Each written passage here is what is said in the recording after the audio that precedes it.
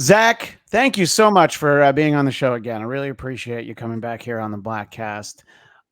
Big movie year, lots to Woo. talk about. So many movies, and Oscar nominations came out recently. We'll talk about some of those. But as I was looking back to the beginning of 2023, I wanted to talk about a movie that got a lot of ink, as it were, virtual ink, in the moment, and was largely forgotten. Of course, I'm talking about Cocaine Bear, and that's a movie that knew how to market itself. And the only real issue, I'm going to assume you saw it, or did you not see Cocaine Bear? I did not see Cocaine That's okay. Bear, but I'm very familiar with it. Let me just the gist of it, because I think it's a great starting point, Please.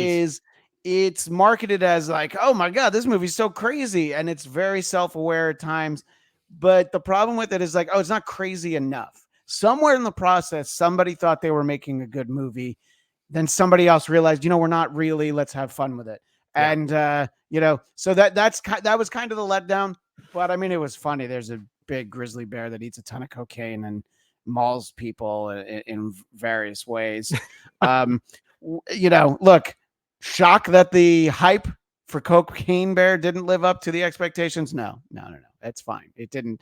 I'm always happy to see Carrie Russell though. And there's times where I'm like, why are you in this movie? Right. And Ray Liotta, rest in peace. Yeah, I Is know. always It's phenomenal. I believe it's his last film work. He was on that TV series, came out after that, but I believe that was his last film. And I'm sure he's like, yeah, that's funny. I do all that great work, and then my last movie is Cocaine Bear. Yeah, I know, right? What, and Elizabeth Banks directed it? That was a Yeah, shocker to me I too. think that kind of tells you a little bit about her. It's like, oh, she seems pretty cool. I know she did those Pitch Perfect movies, but in general, I'm okay That's with her. right. Oh my Yeah, gosh. I mean, yeah, I never saw it. It's definitely on the ever-growing list of movies I need to see. But yeah, I've heard the same kind of talk amongst people saying that it is one of those movies that it was trying to be a good movie with a crazy title. right. Yeah, exactly. And that doesn't always work. It's definitely one of those movies that whatever the 20-30 year version of $2 late fee looking back on now, it's definitely one of those movies like, I can't believe this movie got made. It's like one of those Right. deals. But it was fun. What are some of the movies from the earlier part of the year? We went over a lot.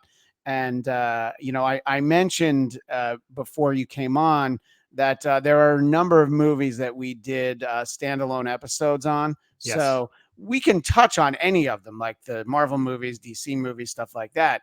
But we won't spend as much time as we might otherwise, because I mean, in the case of the Marvel ones, there's a good 2.5 to 3 hours of conversation already out there on this feed. But Right. what are some of the things when you think looking back on this year? What jumps out for you? Oh man, it's interesting. This obviously with the strike going on and uh the lack of original new content that's been coming out, and actors, writers, directors being unable to promote their stuff. I almost feel like it was a fairly lackluster year overall. Like you had sent me a list ahead of time of Yeah. pretty much all the movies that came out, and I saw quite a few in the theater because I still am one of those people that would rather see a movie in the theater than see it on streaming. Um, Yes. Yeah. Nicole Kidman doesn't need to talk to you or I. We're already going. It's okay, Nicole. Great to see you again. You look wonderful, but yeah, we're already here. You don't I need don't to know. convince us. I don't know if your kids do this too when you go to the movies, but whenever she turns and looks at the camera, my son Bodie goes, "She's looking at me again." Ah.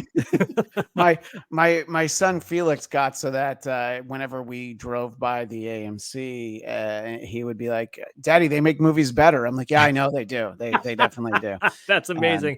Well, yeah, I will say one movie that I loved that I'm part of me is like, I don't feel like it didn't get enough attention was the new Mission Impossible movie, Dead Reckoning. I thought that was yeah. great. I thought that was fantastic. I was talking to somebody earlier this week that due to when my son was born in the summer of 2015, my first child, my wife and I spent years being one full Mission Impossible movie behind. So we didn't see whatever one that was. I don't know if that's Rogue Nation, Ghost Protocol. The names don't really tell you about the story. Nothing. Like Empire Strikes Back, Return of the Jedi. Okay, yeah. I know what happens in that one, Right. even when I'm a little kid. But I don't know what the Rogue Nation or Ghost Protocol was. But so I made the conscious effort. I'm like, no, we got to catch up. I want to see this new one, in the theater. And yeah, I thought it was great. And there's like the crazy stunt with the motorcycle in the trailer, but it turned out not to be the craziest stunt in the whole movie. So, and I talk a lot about Tom Cruise, how to me he has to be basically like the best, amongst the top actors at least, because we all know about his personal life. We all know what he's like. We've all seen him jumping up on the couch talking to Oprah about Joey Potter. And I went to go see it with my buddy Eric Connor, and we're literally making jokes about Scientology before we've seen it. And we're like, oh, maybe Ethan Hunt's going to be dispatched to try and find David Miscavige's missing wife. We're laughing. We're making fun. 2 minutes into the movie, I'm not even thinking about it. I'm like, yeah, this is Ethan Hunt, and he has that thing. It's the same thing with Maverick. You don't think about the guy, and a lot of times it's hard to separate, the person, the man, the woman, the Amber Heard from what you see up on the screen. So, but in any case, I thought that one was great. And here's the thing: a lot of times when a movie comes out and it's like, such and such part one, I'm like, oh, okay. Like I was very critical of Across the Spider-Verse because I knew there was going to be another one. You got to tell me that this movie's not going to have an ending. Somebody needed to give me the heads up, and they did not. But Dead Reckoning Part 1, it ends in a way of like, yeah, there's a bunch more for him to address. But there was a clear like ending to this part of the story, which I think usually when you do your two movies back to back, a couple of the examples that the first that I was aware of, that's how it was produced, was Back to the Future 2 and 3. And I like Back to the Future 3 a lot more than a lot of people do. I think it's fun that it's a Western. I think it's good. I think it's way better than people. Yeah. Yeah.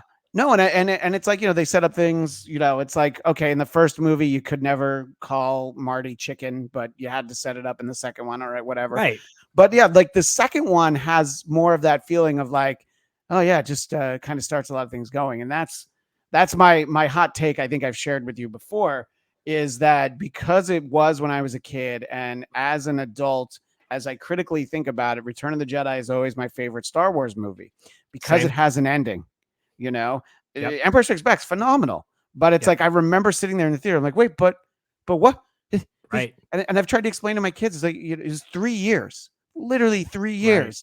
That's a long time of monthly comic books trying to fill in the gap that have all been decanonized. But do you think that people forget, or I think this generation doesn't understand that our generation did have to wait several years before another sequel came out?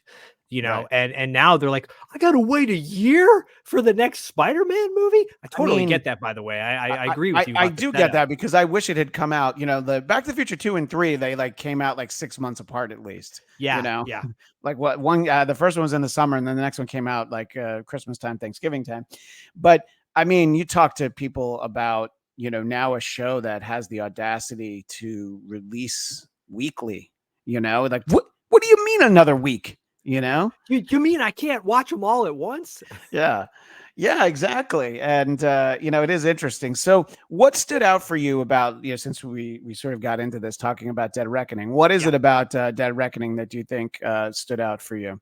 I don't know. So much of if I'm not talking about 80s movies on $2 late fee, and I'm not talking about 80s wrestling on Territory Marks, then I'm pretty much watching all the movies that my son wants to see or he's interested in. So, this year was filled with a lot of movies that are accessible for a younger audience, and his grandparents, whenever they come and visit, they turn the TV on and they watch reruns of Law and Order SWAT. Like, like when we were kids, it was Murder, She Wrote, and Matlock. Yeah. Now it's like Law and Order and SWAT. Yeah, my grandparents on my dad's side, it somehow they found the channel that Gunsmoke was on. It was always Always, on. And always. my grandmother started watching General Hospital when it premiered. So it aired at 3 o'clock in New York. So either they came over in the morning and then they had to leave by 2, or they were staying for dinner. But if they were there in the house, it didn't matter that I needed to see the second part of a 2-part Thundercats or GI Joe. Right. General Hospital was on the TV. No, you got to find out what happens to Dr. Dashing or whatever the heck their names are. Right, But exactly. but my son was like, the grandparents were in town. They put on the Mission Impossible movies that he'd never seen, and next thing you know, we're binge watching every single Mission Impossible movie. And my son was hooked in, with the exception of 1 or 2 where he's like, "Oh, that's sus," Well, yeah. Oh, that's the number one categorization from my 8-year-old is something is sus. And here's the thing: the second one, John was phenomenal, but that is a very sus Mission Impossible movie. It's super sus, Yeah. to the sussy sus, and and I think there's another one where and that one personifies like mid to late 90s, with the soundtrack, the whole deal. But this one, like, he was really excited to see this film, and he loved it, which made me love it because I see him getting excited. And it was Right. a really the pacing was really good. The characters are all established, so you're just moving right into it. There's no sort of over explanation of anything. I loved it so much. I thought it hit all the bases. I agree with you, Tom Cruise. Like, he's one of those few actors who can weather, being in the tabloids or whatever, and people still flock to his movies. Like, they don't care. Yeah. No one cares about his whatever background, because he puts on a great performance, and he's just so good at what he does. I don't think there's anybody like him anymore. And I think now watching him on screen, I watch him and go, oh, there's going to come a time when he's just not going to be there anymore. And that's a Yeah. bummer. Like, who's going to take the reins from him? I don't know. But in this meantime, we watched it, and even though we knew there was a sequel coming and then this was going to end, when it did end, I was still like, oh, but come on, 5 more minutes, 5 more minutes. Just 5 more minutes. Yeah. I agree. And it wasn't the movie that they talked a lot about, from the summer. And, obviously when you're covering film, there was a lot of articles written about how much over budget it went. But I think that that is sort of dishonest in the sense, because it was filmed in the height of COVID. They had to stop down multiple times, and they paid everyone, and they had like the strictest protocols. That was one of those too, about, the world of difference between the clip of Christian Bale that was leaked from a set like 10, 12 years ago versus the clip of Tom Cruise. Most people heard him. It's like, yeah, he's right. He's keeping it's like this movie is keeping all these people employed. It's proving that the industry can work, even, in the incredibly uncertain times, was the phrase that we heard a lot, at that time. And I think that it was, people are just like, well, yeah, and no wonder that movie went over, and I don't even know exactly when. I assume that the second part comes out next summer. If it's the summer, this summer coming up, if it's summer 2025, I'm like, come on, what'd you do that to me for? What'd you make me wait so long? I know. Obviously we hear about movies that get pushed forward or held back. And I hope this is not one of those cases. It is a trip to think about. It's crazy to think about how that time that this movie was being made, like, it's just an afterthought for so many people now. And I think about a movie like Shang-Chi that also was under the same scrutiny and restrictions, and how much I love that movie. And no one really talks about that movie when they talk about, good Marvel movies. But I think this Mission Impossible is one of the better installments. I feel like the last 2 or 3 were really, really solid. But still, I don't think any of them hold a candle to number 1. Number 1 still for me. And then Bodie too. He's like, I love that movie. I'm like, well, what's your favorite part? He's like, the part where the guy goes up the elevator and I'm like, Emilio Estevez getting killed. He goes, yeah. I'm like, oh man. Yeah, man. The coach from Mighty Ducks had it coming. And of course, I mean, look, it's a 27, 28-year-old movie at this point, but Dude, yeah. yeah, I thought it. Yeah, I know exactly. And to think that Brian De Palma initially wanted the cast of the TV show to be that opening sequence and then kill them all Right. off, which would have been fascinating. But at the same time, I think Martin Landau was like, "You want me to do what? No." Right. I'm like in my 70s. I can't. I love the idea, but that was good. And I mean, that's the tough thing too, summer movie season. People will talk about the great movies, the big movies, and then they'll also talk, oh, look what didn't do as well as it was supposed to. What a disaster, this or that was. And the movies that were supposed to be disasters, I liked, and I'm in the minority in some cases. We talked about how, to me, the Flash movie was fun.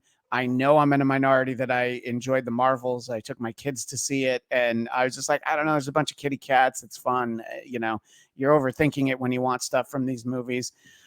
Is there something that you were excited for in 2023 and you were like, all right, I really wanted to love this and I was a little let down, whether it's a part of a franchise or just something that came out that you were like, oh, that one was a little bit of a bummer? Well, it's interesting because I'll say it like this. I was excited for TMNT, was not let down for TMNT. I was excited for Guardians of the Galaxy 3, wasn't disappointed when I first saw it, but upon reflecting on it, upon watching it again, I was not as good as I thought it was initially thought it would be. Sure. Yeah, Ninja Turtles is a good one because I think that there was definitely, there was a perception from the trailer, and I knew the animation style we were going to get, but it was definitely, to me, it was like, oh yeah, that's what I want. If you're going to do an animated Ninja Turtle movie, it can definitely be like that. And it's, you don't have to continue any prior continuity. I don't need that from the Ninja Turtles.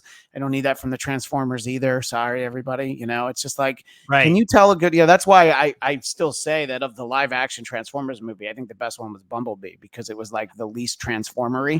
And I will tell you this too. I guess that is the one I was mostly disappointed with because I agree with you on Bumblebee. I thought that Bumblebee pretty much hit all the notes I expected. Yeah. Transformers, Rise of the Beasts. That's interesting. And I'm glad you brought it up. The first half of it, I enjoyed, where there was an influx of mid-90s hip-hop music, and then suddenly the music stops and the score kicks in for the rest of the movie, and you don't hear any 90s music the rest of the movie. And I'm like, wait, that just doesn't feel right. And I think that really ruined it for me. It soured it. And I'm like, yeah, this tracks with the Transformer franchise. Why did they fire the music supervisor before Act 3 was done? Sorry, finish your thought though. No, and also to piggyback on that, why allegedly did they not pay Vince DiCola rights to use his Unicron theme in the score? Because I interviewed Vince DiCola, who did the original score for Transformers the movie. Right.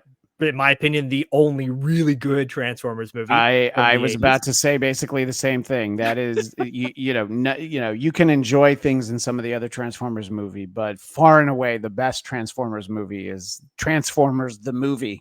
Parentheses 1986.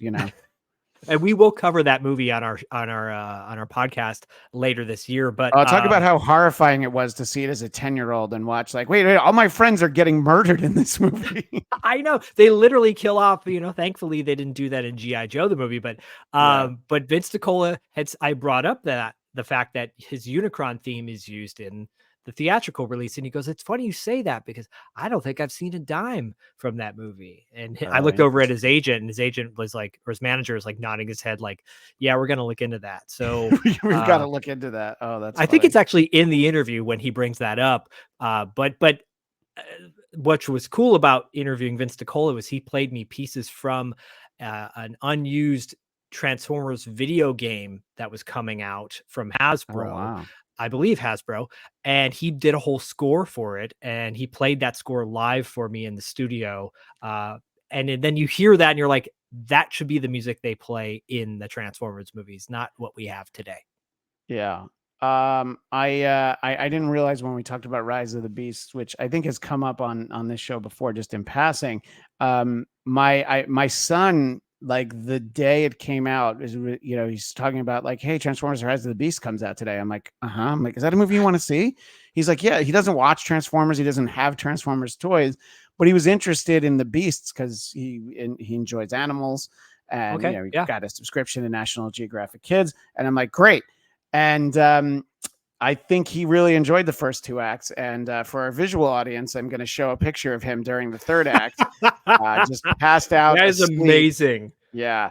That And is amazing. he's like snoring. And I'm like, it's too Accurate. bad because it's kind of the most exciting part of the movie. But they lost him kind of in the middle. I think he was all in the beginning. I thought, I thought it told a good story. But something about it, you're right, it just kind of falls apart. But that third act is where the most exciting things are happening, but I don't know what it is. It kind of misses the mark. And the thing about those Transformers movies, they're always making another one. It doesn't matter how badly received it is. It Right. doesn't matter who's available in the cast and who isn't. I thought the setting up GI Joe in the post-credit scene just felt weird and tacked on, Yep. But I was going to say, well, I think where they fail is where GoBots equally failed. And I think the people who create these movies maybe are bigger fans of GoBots than they are of Transformers, because the GoBots cartoon back in the day made more of an emphasis on the humans in the show versus the bots, versus the Transformer cartoon that obviously made the robots the emphasis. Yeah. This was the same formula. You see, like they focus in on the human characters. Yeah. And I get it. Look, I think the first 2/3 were solid, or the first third and a half. But then it's like the first 45 to 50 minutes is it's like, it's like if you were to break it up into episodes, episode 1 of Rise of the Beast is good. Episode 2 of Rise of the Beast, not as good. Yeah. Well, and then so also to go back to what you were saying earlier about TMNT, I think why that surprised me so much was because I had kind of zero expectations going in with that. I'm like, this is going to be a solid movie. Then my son said, can we see that again? And then we went to a screening at the Arrow here in Santa Monica with the director. And I didn't know the director wrote a bunch of episodes of Gravity Falls, and he also did Mitchell's versus Machines. And I'm like, that's why we like this movie so much, because it has heart. I think Rise of the Machines was lacking, the Matrix, that kind of heart it makes sense that your son passed out after the first half of the movie. Yeah, it was also my mistake. I picked him up from school and we went on a Friday afternoon. So, the deck was a little bit stacked against him, but I don't know, Don't blame school, blame the movie. Yeah, I was going to say, like, Saturday afternoon, look, the popcorn was long gone. You're not getting a refill on that icy, so it's right. Just, okay. Yeah. So I think that probably had something to do with it, but you're right. It's fun. It's one of those things. So it's like, it's fun to see the characters on the big screen. Now, I didn't grow up with Beast Wars. I'm strictly Generation 1 through like the period right after the movie. Like there's a season or 2 of the series, the syndicated series, that's set in the time after the movie. Right. And basically right after that series ends, I know that there were other series and I know there were things. And I remember I'd come across Beast Wars, and I don't know. I wasn't a fan of the animation style. It made it hard for me to wrap my head around it.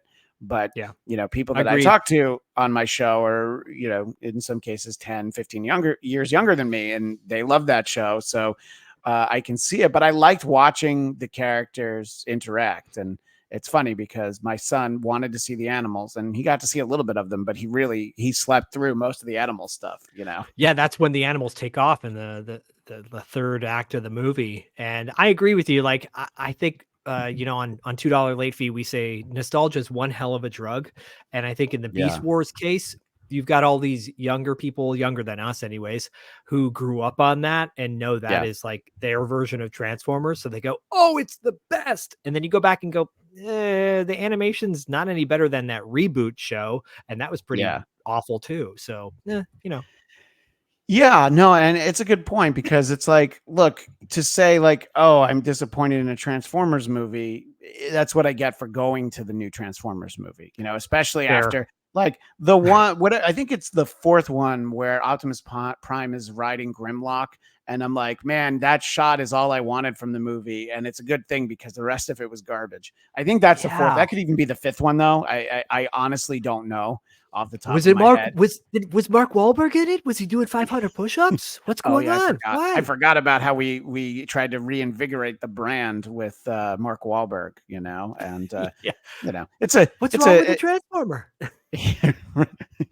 hey Optimus Prime, say hello to your mother for me, But yeah, and I just did enough production work just now where I can actually show people a clearer image in the video version of the podcast. You really want to see my son passed out. If you really want to know what Act 3 of the Transformers Beast Amazing. Wars is like, and yeah, that's really it. Well, first of all, your Uh, son is adorable, and second of oh, thank all, you. he's got a rad Spider-Man t-shirt on, and Yeah, third, that's pretty accurate with that movie, and, a lot of movies that came out this year. I feel like a lot of movies that came out this year that were quote unquote "big blockbusters" were like a half hour too long or 15 minutes too long. Dustin on $2 Late Fee always is complaining that movies are way too long.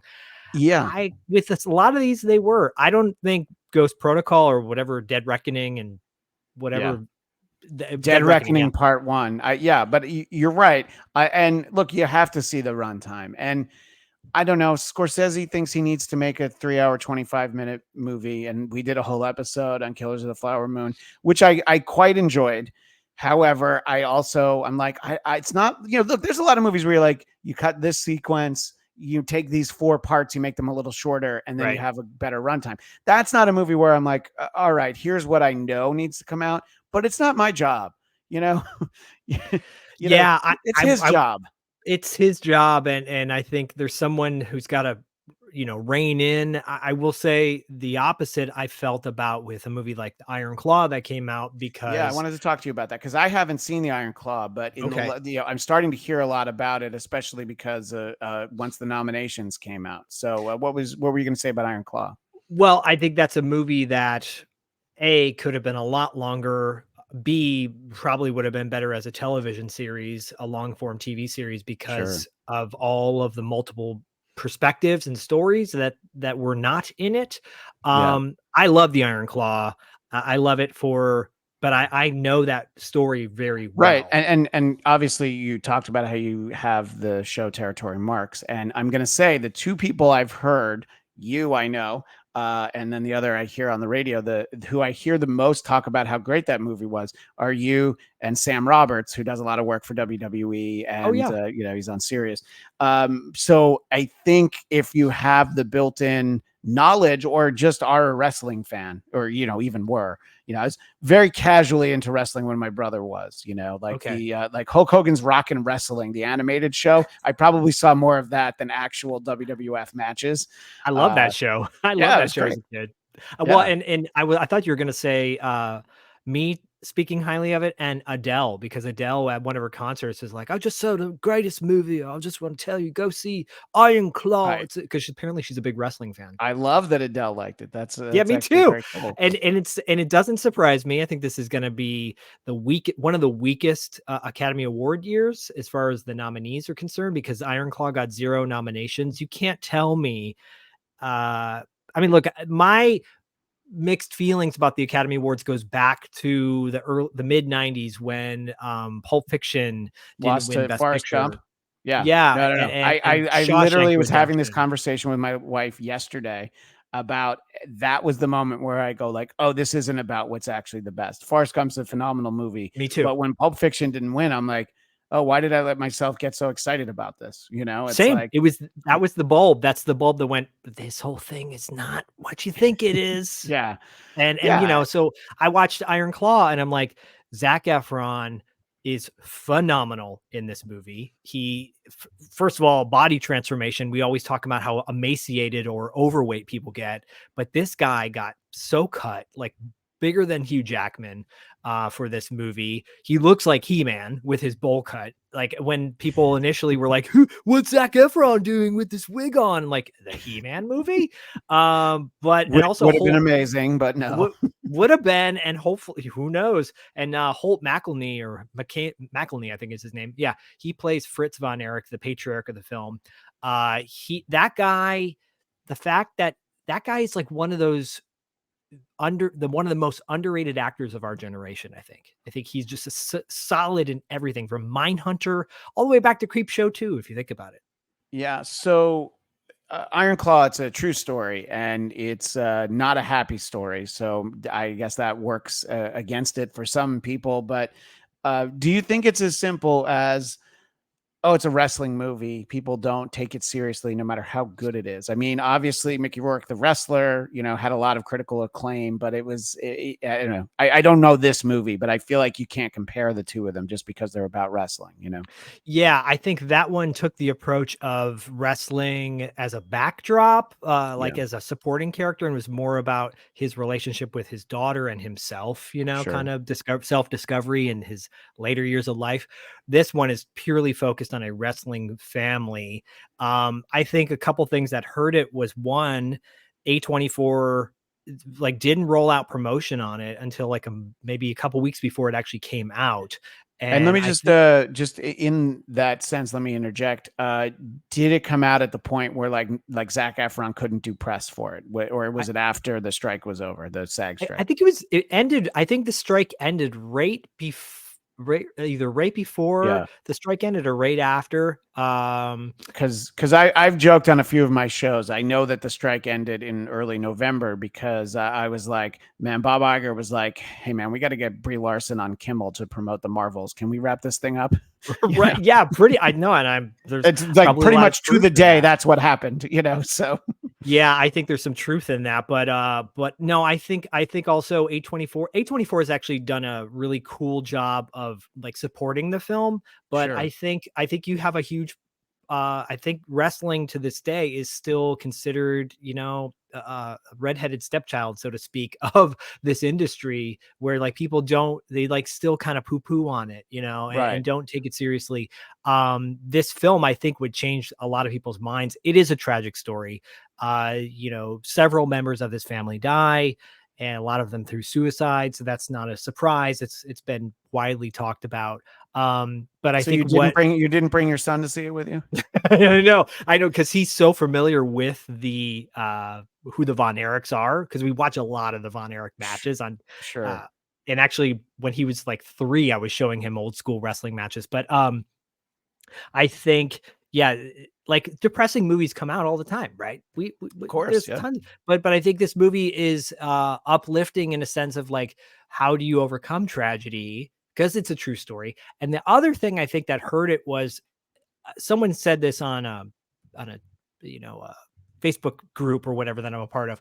If they had simply put a disclaimer in the beginning of this movie saying based on true stories, it would have changed a lot of people's perspectives, because there's so much that's altered from what really happened, all the way down to one member of the family being omitted from the movie. And you're wow, this kid was a big part of the family. They don't even talk about it. And Sean Durkin, the director, Paul London, and I interviewed him for Territory Marks, and he kind of talked about that. But still, I think having a disclaimer for movies, I talked about this on another show, Fargo, the television series, which I love, throws up on there all the time.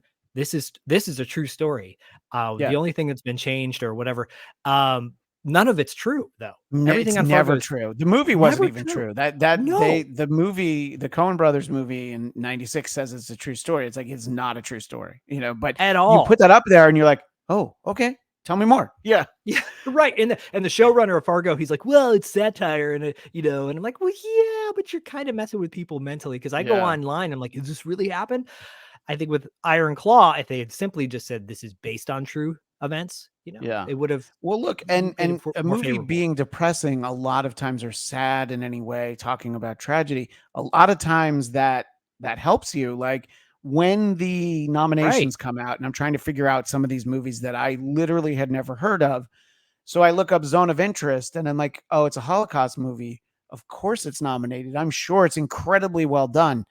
I am not going to vow on this show that I'm definitely going to see it because Right. I mean that takes a lot out of you, you know? I mean, for as phenomenal as Schindler's List is, I have seen it once. You know, I can't imagine watching it again. You Were know, you in I school when you watched it, or did you go to no, the I mean theater? I went to go see it in the theater Okay. because I'm old. You know, but yeah, so I you know, I think that it I guess it just depends. And it's a double-edged sword because if your movie is too serious in one way, or if it's too light, people don't take it seriously necessarily. Right. And I think that's a good transition to talk about the Barbie movie. Now, Ah. I'm going to say my thoughts on the Barbie movie. Did you get a chance to see it? I don't know if you saw it. We can still talk about it even if you didn't. So it's fine. Wait, no, so this will be people going, "What?" I didn't see Barbie either. Well, you don't have a 6-year-old girl in your house who No. every time we drove, because where we live in Burbank, we always drive by the Warner Brothers lot. The water tower there was painted Barbie pink for months. There were huge ads for it. And she's like, I really want to see Barbie. And there's a lot of it that's over my daughter's head, but it's stuff that I would want to be over her head. And it is fun. There's things that she thought were really fun about it. I think it's phenomenally well done. I think that there was that reaction when the nominations came out, and it was like, oh my God, I can't believe they didn't recognize Barbie. I Yeah. thought it didn't get nominated for Best Picture. I'm like, wow, there's 10 nominees, and Barbie isn't one of them. And then I checked the list. Oh, wait, Barbie is nominated for Best Picture. I'm like, all right, that's why you expanded to 10, because in the old days, if there were only 5. And then it's like, why is Greta Gerwig not nominated for Best Director? And I'm like, okay, there's plenty of jokes about it. The fact that Margot Robbie, Greta Gerwig didn't get nominated, but Ryan Gosling did. It's like that's literally the plot of the movie, you know. So Yeah. it's a Yeah. funny point, and I'm not saying that she didn't do a great job directing it. I just feel like the people who vote on it perhaps felt like, you know, something like Zone of Interest required more.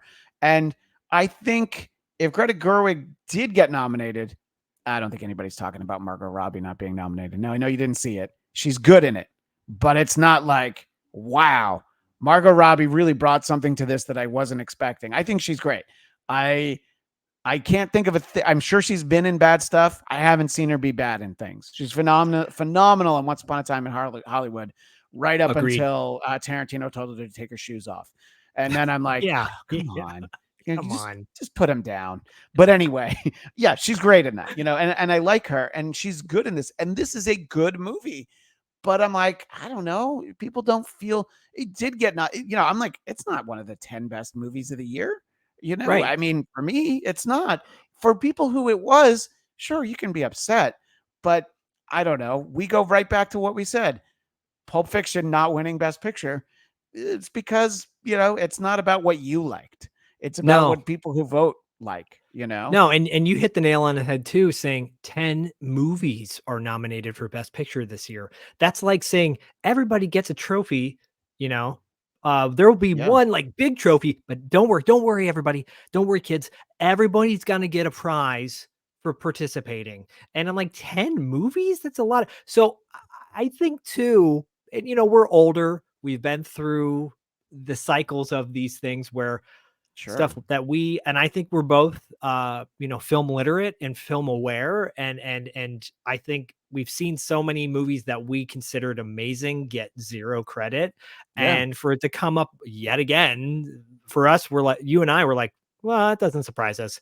But then there's always a new audience, a new like generation that likes to be shocked. Like, wait, Yeah, what? How no, dare yeah, they? exactly. It's like, well, now I'm invested in this, so now it's my turn to be outraged. But yeah, no, you're right. I mean, I was literally just messaging somebody earlier today about how a movie that I feel like people don't understand how funny it is Train Spotting. I'm like, you know, it's a comedy. They're like, oh, but there's the baby on the ceiling and the toilet scene. I'm like, well, the toilet scene's actually kind of funny, and the baby scene is super creepy, but it's still a funny movie. Yeah. it's like, I don't know. It's like I said something. It's like I said a Holocaust movie is a comedy. I'm like, no, really it is. And yeah, people just, I don't know, they just don't see things in the same way. I wanted to actually bring up the list of Oh, the cool. Best Picture nominees. Being as high tech as I possibly can be. So by the time the Oscars happen, I'm going to have seen American Fiction. My wife's in the Writers Guild. We have a screener for it. I just haven't gotten around to it. I am very interested in seeing that. Anatomy of a Fall is one of those like, wait, what's that about? And I looked it up, and I know people love it. Barbie, we just talked about. The Holdovers I watched last night so that we could talk about as part of this show. Okay. Killers of the Flower Moon, we mentioned. Maestro, which is available now on Netflix. And by the way, Holdovers is on Peacock for anyone who has that, which, great. yeah, so it's very easy to watch in your home. Maestro on Netflix. Our previous episode was all about Maestro. Oppenheimer, Past Lives, Poor Things, which I saw just the other night, and Zone of Interest. So of these movies, what have you seen, Zach? 0. And I'll tell you why. So Past Lives was one of those. I love that people were comparing it to Frankenhooker online. They're like, No. Poor Things is what they're Sorry. comparing to Frankenhooker. Yes. Yeah, not Past Lives. Which, by the way, on this very show, we had on comedian Zach Amico, who does a show called Midnight Spook Show, where he watches like I thought I knew bad movies, but he's like talking about like a priest who gets turned into a dog. Literally the craziest movies you can't believe ever got made, and we extensively talked about Frankenhooker, and this is a very similar. Poor Things is a very similar plot to Frankenhooker, at least, as you're like writing out, like describe what it's about. Right. Very different in the execution, but yeah. Yeah, of course, because honestly, guys, and I don't care what anyone says, because I literally just saw Frankenhooker this past October here in the Arrow Theater here in Santa Monica, which I said earlier. They do a all night horror-thon that starts at 7:00 at night, and then it goes till 7 a.m. in the morning. And so they showed like 8 horror films, and they showed Frankenhooker. It was the first time I'd ever seen it. And well, let me ask, because your show's called $2 Late Fee, obviously referring to video stores. Were you, like me, introduced to the concept of Frankenhooker because there was the oversized box on the shelf? Where if you pushed it, the Frankenhooker would say, "Want a date? Want a date?" Yeah, that's what I knew about it first. Yeah. Dude, that's why you need to be on our show.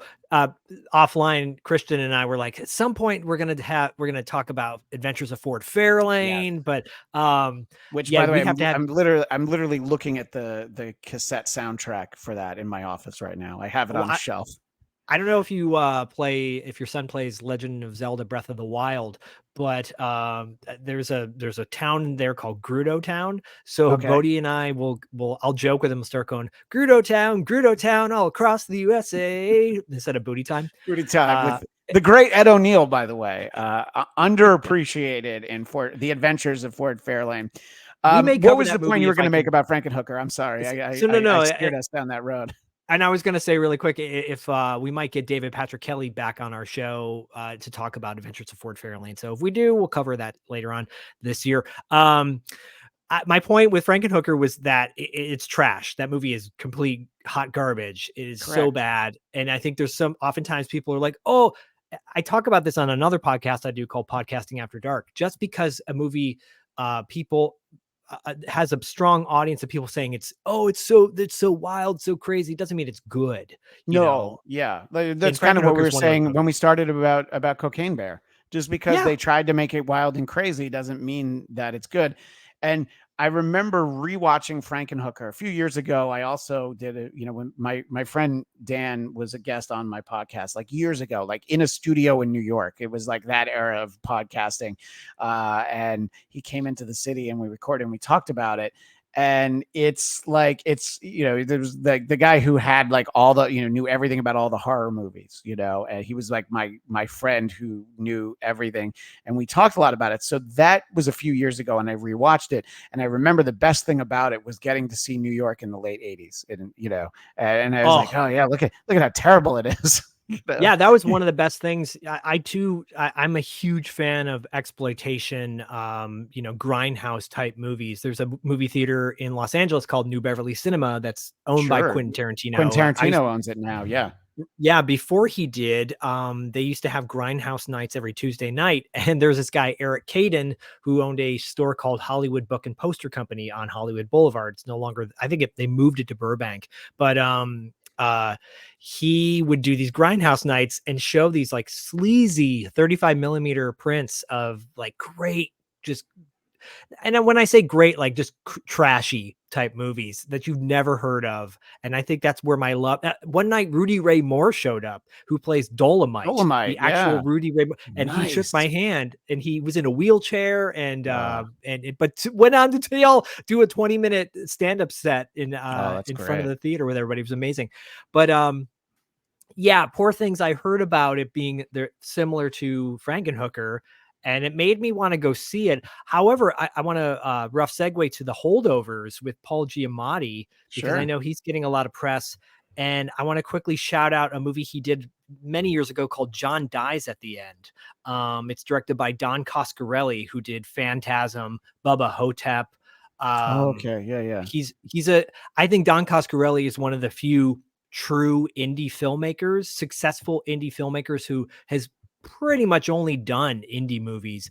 He did a movie called Survival Quest, which was a pretty decent movie with Lance Henriksen back in the day. Anyways, he did The Beastmaster. That's probably his biggest well-known movie besides Bubba Hotep. The Mark Singer classic. Mark Singer classic, Gar, right? And but John Dies at the End. Paul Giamatti is phenomenal in that.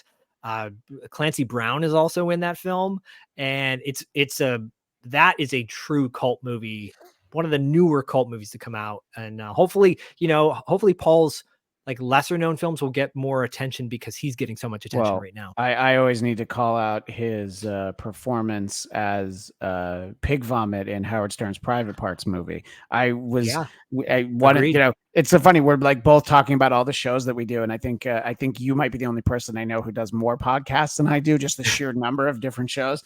But a show that I do called Who Are These Broadcasters? We had Jackie the Joke Man Martling on, and in prepping for that, I was watching, his acting reel, and I was reminded, saw Paul Giamatti in there, and I'm like, oh my God, he's so great. He's always great, but he's great in that movie, and he's really good in The Holdovers. As I said, it's on Peacock, and it's one of those movies where like the studio uses like the old versions of their logo, and they put up the old, restricted by the MPAA things. They give it that look. It's set in like 1970.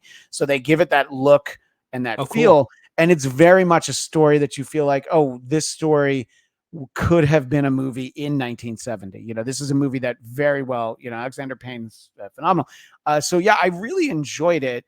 And he's very good in it as a guy who on the surface is incredibly unlikable, and I can see why he has gotten the accolades for that he has.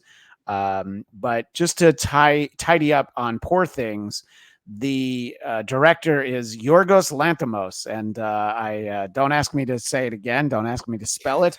That was impressive. I hope that's a triple word score on Scrabble, but it's a very unique, very unusual movie.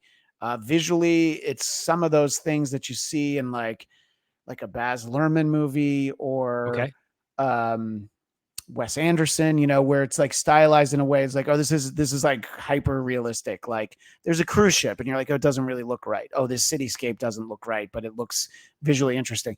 The thing that I will say is Emma Stone is phenomenal. When you play any kind of person that has any kind of mental challenge, it can go a few ways. They talk about it in Tropic Thunder, and I think her character becomes more aware and becomes, is always rough around the edges, but you do understand sort of where, and I think she's great. I'm just going to say I was shocked at how much Emma Stone nudity was in this movie. I mean, wow. How much. There was so much in it, and I'm like, the first time I'm like, okay, yeah, it's an artsy movie, and she did it. And I'm like, Oh my gosh. And it's not like body double nudity, I'm sure that the Mr. Skin website is like, we need to bring on new staff to clip all of the nudity from Poor Things. And I get it. Wow. Mr. Skin's a busy guy, he does, to some people he does the Lord's work. Other might feel like the work is a little lower. But Right. it was distracting at first just because she's Gwen Stacy, for God's sake, Right. and I was like, I just wasn't expecting that. And but I think it's a great story, and Willem Dafoe's phenomenal in it. But is Willem Dafoe really weird in it? Yeah, but what movie isn't he? Right. I think of your sort of like your typical Oscar fare. I think that's the movie that I feel like would have maybe the widest appeal. I was very critical of Oppenheimer because, and I assume you didn't see it because I read off all the best pictures, and my. I to the extent that the episode we did of the Bladtcast, by the way, I brought on a puppet named Tukey to come on and talk about it because You I felt like did? that was. Oh yeah, Tukey came on. Yeah, the Okay, I Tukey. got to go back Yeah. and watch that. All right, yeah, I'll make sure to put it out there. And he hadn't seen it. The puppet lied to me, but that was all right. I think it helped the conversation. And it's my knock on Oppenheimer. Obviously, Christopher Nolan makes phenomenal movies, except for Yeah. Tenet, and he's a great Yeah. director, except for Tenet. But and the cast is great. Cillian Murphy's phenomenal. Like I don't know how long he worked to study the mannerisms of Robert Oppenheimer, but you take literally the most significant achievement in the history of the human race, and then there's a whole nother hour about government hearings and security clearances and things. And I'm like, hey, how about the cool part? They say you need to see this movie on IMAX. There's Right. about 90 seconds you need to see on IMAX. The movie's Right. great. I saw it on Yeah. regular screen. I'm like, oh yeah, this is the part I would have liked to see on IMAX. So I think it's a great movie. But I was just like, man, there was a choice made in the process that my buddy Will Sterling, who's a regular on this show, he often says that movies, TV, comics, everything, there needs to be the guy in the room is like, okay, hey, just one thing, let me just put the other opinion out there. Chris Nolan, you maybe like the bomb is the big part of the story. Right. And Robert Downey Jr. is phenomenal. Of course he's phenomenal, but he's very different than we're used to seeing him, at least in recent years. It's more in line of, performances that he did like pre-Chaplin, like Less Than Zero and stuff like that. Okay. You're Wow. like, he's not Tony Stark is what I'm trying to say, I guess. He's Right. not Sherlock Holmes, but so I think it's great, but it's also like, that ain't my favorite movie, And Yeah, I think the way it was sold, I mean, I think the reason why I didn't go see it because I never bought into the, oh, you have to see it on the screen. Like yeah. that it to me felt like it was overselling, which translates to it's not as good as it actually is. Yes. And I do feel like there are movies that are better experienced on the screen, but also our screens at home are so big these days that there's not as many, look, the run times of some of these movies make it like, Killers of the Flower Moon, it's on Apple. It's 3 hours and 24 minutes. You'll enjoy it at home. It'll be fine. Right. It looks Yeah. beautiful in the theater. I saw it in the theater, but it'll be fine to see it at home. And, just our final thought on this part of our conversation, but Zach will be back with us next time. We'll go through some more movies, is you were talking earlier about the run times. And sometimes you see a movie and you go like, man, it just flew by. I know what the runtime is.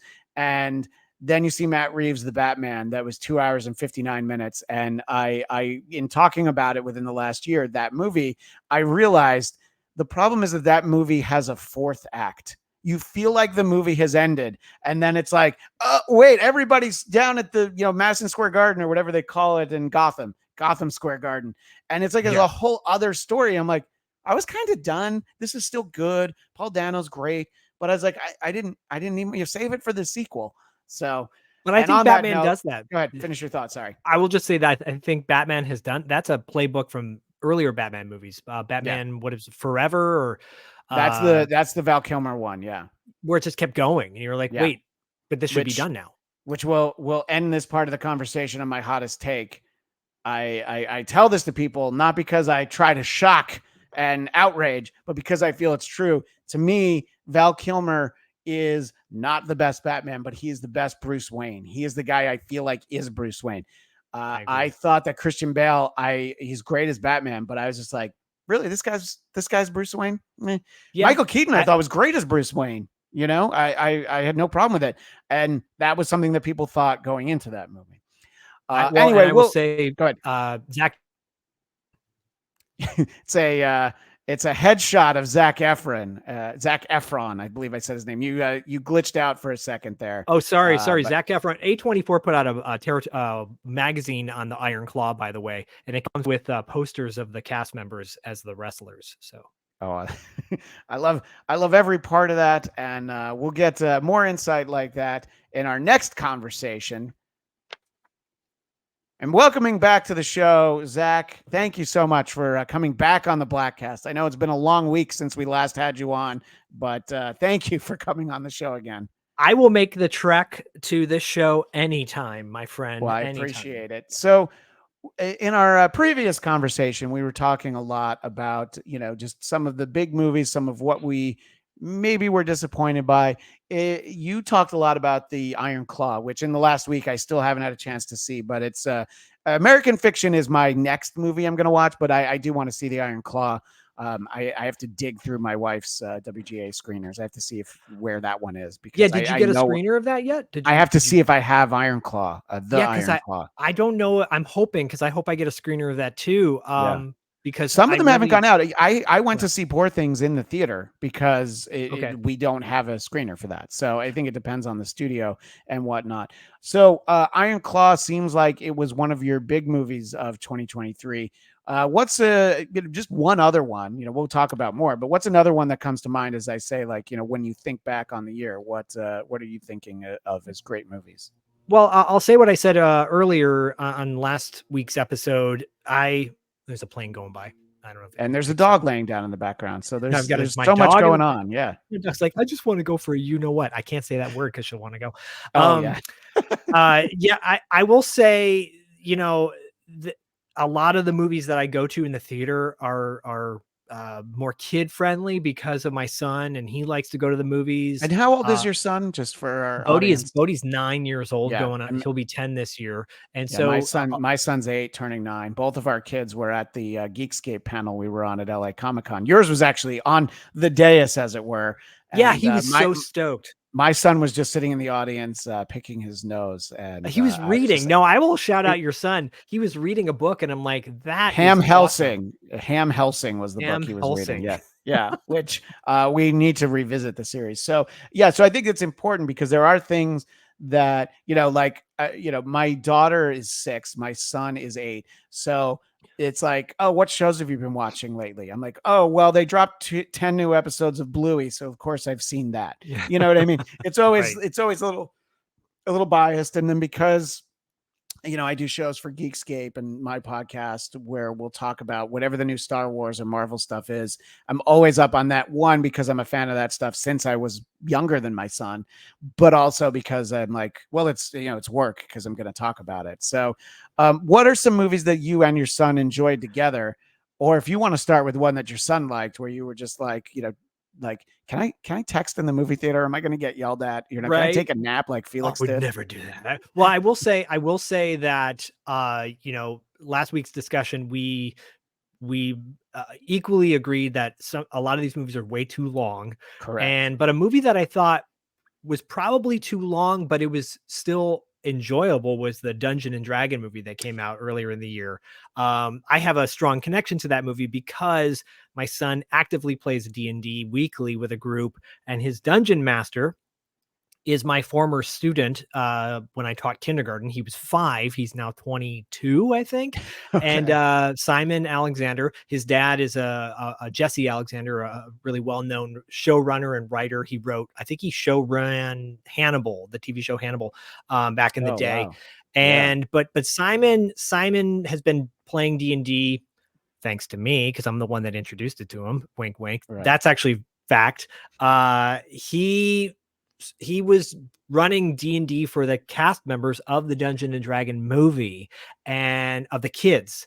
And the director loved him so much, he had one of the main characters, their name changed to Simon, played Yeah. by Justice Smith. So Simon, my former student and my son's D&D dungeon master, is Simon in the movie is named after him, which I thought was really cool.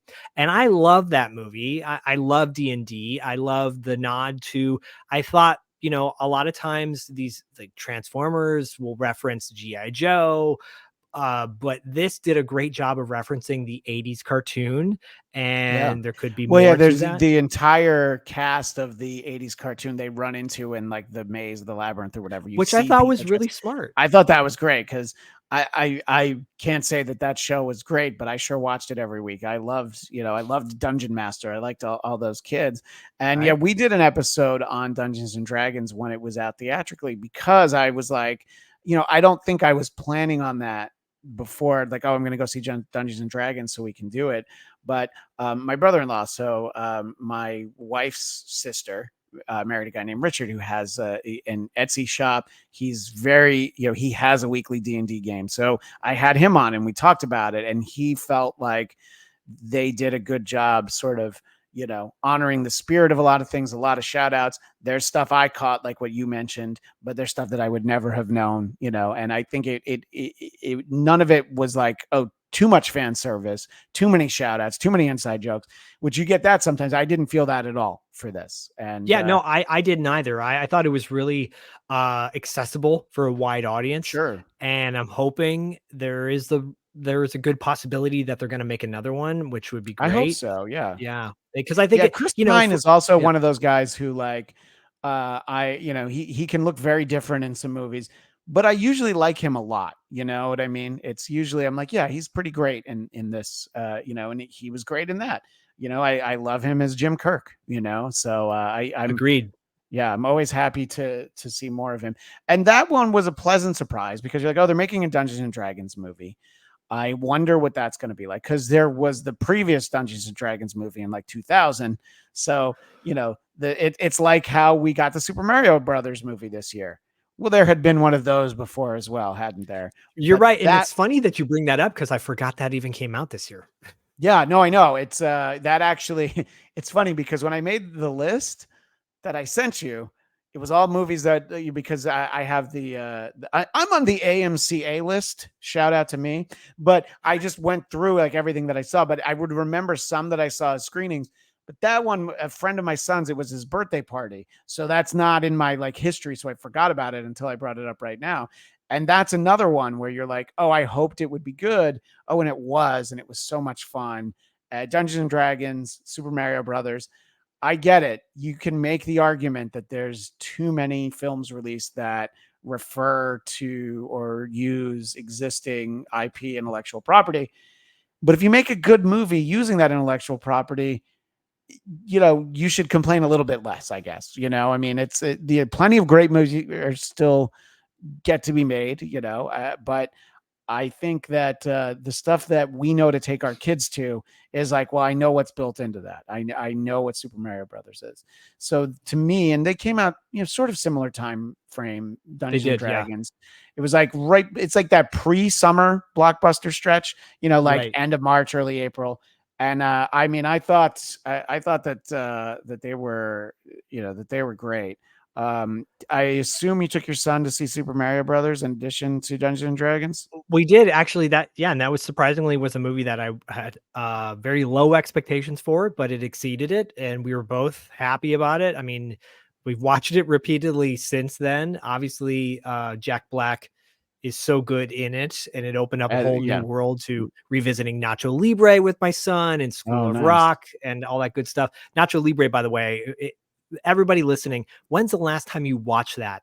And if you haven't watched it fairly recently, go watch it again because it's still so damn entertaining. I saw it once. My wife was working at Paramount at the time, and we got to go to a screening. I'm like, oh, this is really fun, and I don't think about it often, but when I do, I'm like, oh yeah, that was fun. It's definitely one of those movies that I don't think about that much. But yeah, I think stuff like that is the stuff that's never going to get nominated for an Academy Award. Your Super Mario Brothers, your Dungeons and Dragons, that's the Right. stuff that jumps out. And then there's like little movies that are kind of fun. I enjoyed the movie Renfield with Nicolas Cage as Dracula. And Nicholas Hoult is basically his, I don't know, Guy Friday, Renfield. People know that Right. character. And it had a pretty good sense of humor and was incredibly gory at times, which that balance always works for me. Your actual like gore, torture porn stuff, I tend to not gravitate towards. But if Agreed. it's something like this, I thought was good. And it's definitely a movie that a lot of people, it had good promotion, but I don't think a lot of people really, rushed out to see it. But Nicholas Hoult, Nicolas Cage were both great in it. That was a fun one that I saw early in the year. Well, it's And interesting you bring that up. Sorry, I don't mean to no, good, interject good, so please. quickly, but Nicolas Cage, he he did a couple movies called one was called Mandy, and then another one called Color Out of Space, I believe, directed Okay. by the guy who did Hardware, and I'm blanking right now on his name because I actually interviewed that guy this year. Richard Stanley. Sorry, I interviewed Richard Stanley. Very fascinating guy on my other show, Podcasting After Dark. But it's Nicolas Cage, getting his quote unquote comeback with the movie where he kind of played himself. Yes.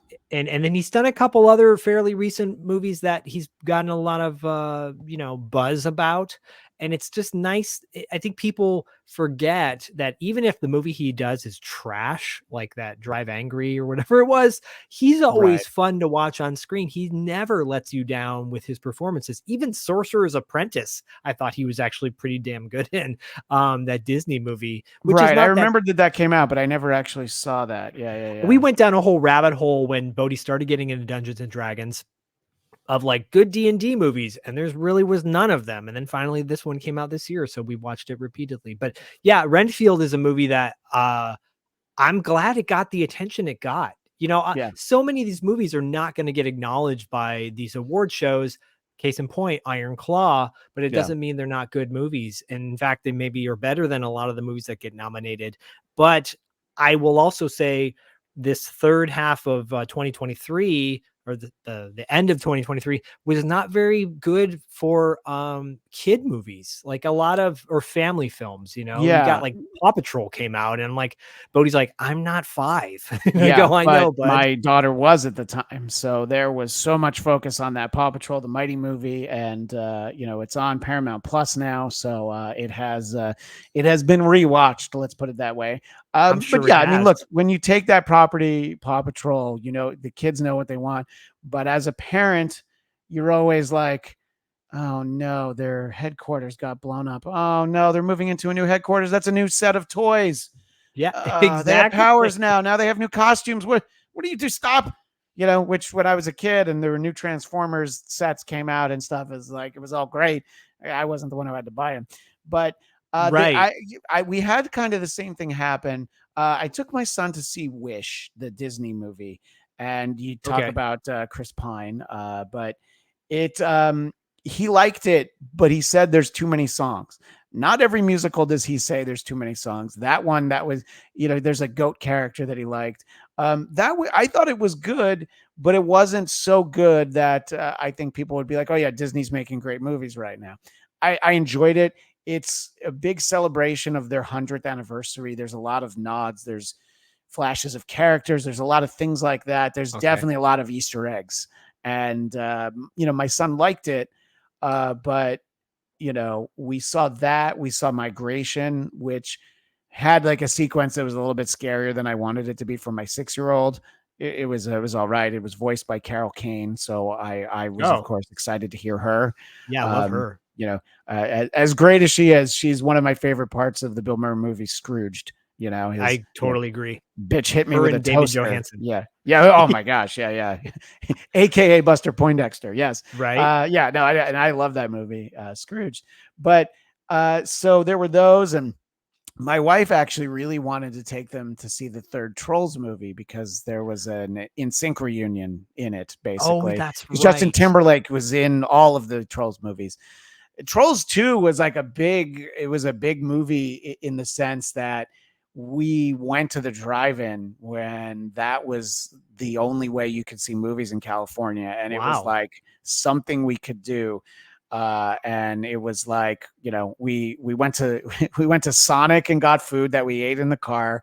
We watched Amazing. the movie in the car, and then we drove home. It was like very pandemic-y. It was like it's like, when you make the movie about 2020 and 2021, it's going to have a lot of those, like those. It's like that 70s show didn't do it, but if you ever saw that 80s show, which didn't last very long, it's a Yeah. lot of like, yeah, I'm talking to you on a phone while I walk down the street. I was like, okay, yeah, we get it. So anyway, that's the pandemic movie I want to make. Like, wait a minute, you hugged someone in your house without a mask on. It's like, oh, I live in the house with them. Yeah, but anyway. I'm getting all these floods of feelings about that time, Yeah. because I think we talked about that also in the previous episode, how it was like, so for so many people it's an afterthought, but for so, like, I'm constantly reminding my son about that you live through this really intense time. Yeah. But the movies this year kind of felt like that same vibe, where it's like there wasn't a whole lot of motivation. You listed off 2 or 3 movies now, family oriented kids movies that Yeah. came out in the second half of the year, but none of those really appealed to my son, the way, like, I think the last one we saw in the theater was Blue Beetle. Sure. And Yeah. so there, and I don't want to, it's not a whole discussion about like, oh, those are girl movies and guy movies. It's not about that. I think my son likes more action adventure type films at this stage, and geared towards a younger audience. And I think Blue Beetle was the last one to do that, even though there were moments of Blue Beetle where Bodhi goes like, whoa, wait, he's got no clothes on, or Yeah. Oh, what's yeah. I gonna forgot. happen, That's right? But and that's fine. Like, it's all good. I just feel like there wasn't. It just felt like the end of the year was like the air was coming out of the tires, slow leak.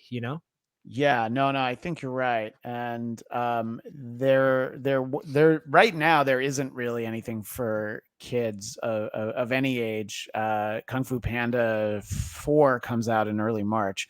My son Okay, always seems to know release dates for movies he wants to see that's because he funny. remembers the trailer.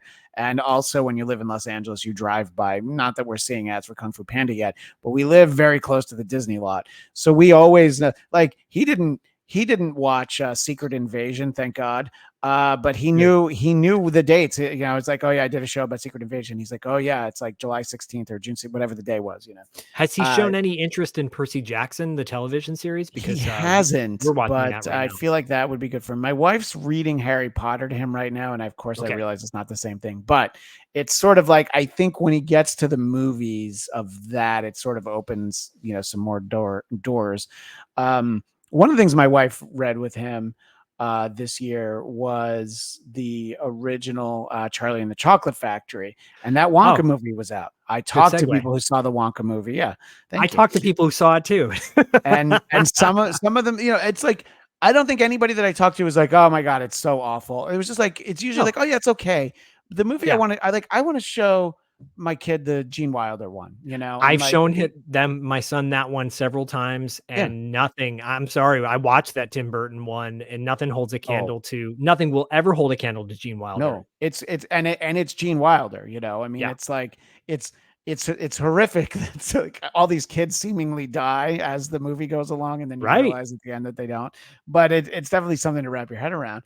So it's like, I'm like, I don't want to take him to see Wonka. I would rather have him watch, Willy Wonka and the Chocolate Factory.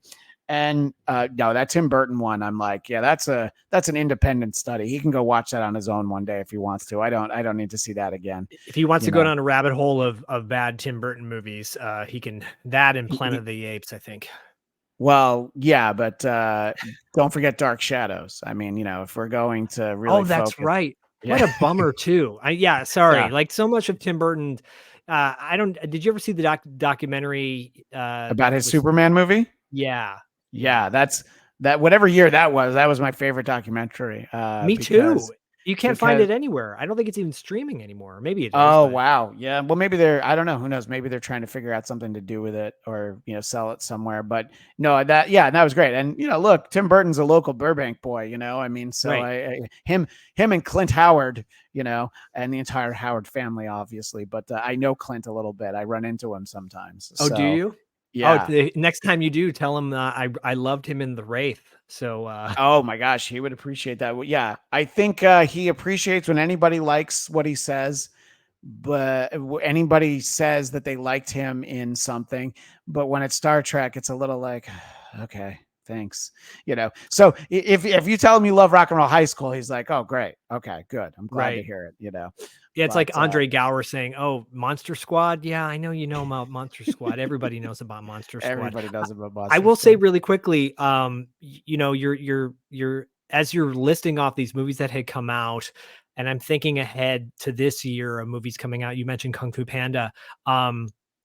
And I thought, oh yeah, they're making another ape movie, which I know my son is excited about because Oh he yeah, likes that the Planet of the franchise. Apes movie. Yeah, I think that this series of Planet of the Apes movies, which I don't know if any of them are technically reboots, but it's been continuing from the one with James Franco back when you Right. used to be able to put him in movies.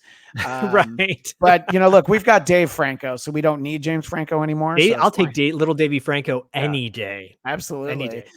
And yeah, no, and I saw the other night when I saw Poor Things. I saw a trailer for the new Apes movie, and I'm like, I don't know that that's for my kids, but I'm excited Probably for not. that this Well, year. Yeah. I will say one movie that is coming out that'll be for your kids, and it's a book series. It's called The Wild Robot. It's a chapter Sorry, book. there's a little glitch. The Oh, Wild sorry. Robot is the book. The That's okay. Wild Robot. Yeah, I forget the author's name, but The Wild Robot is that the premise is this ship, a bunch of cargo off this ship falls off in the ocean. It washes to shore. These boxes break open, and one happens to be a robot.